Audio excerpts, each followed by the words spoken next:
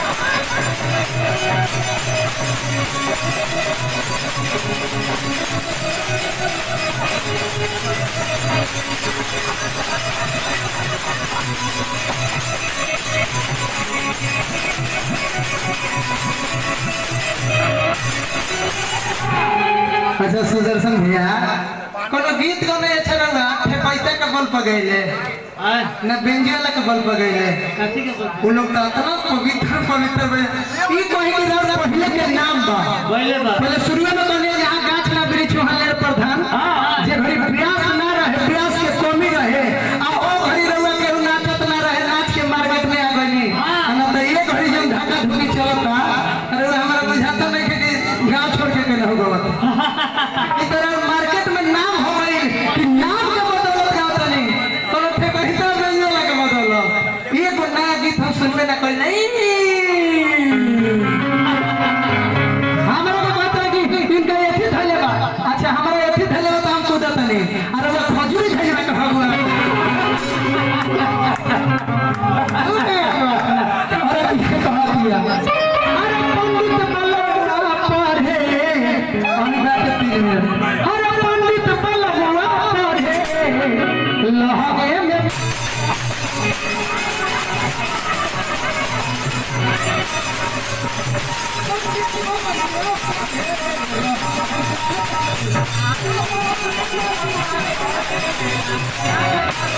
पंडित बल्लवा पढ़े लहगे में पतरा हटा अपन चाचा के पहले गुड़ लगे थे यार दुनिया से अरे लहगे में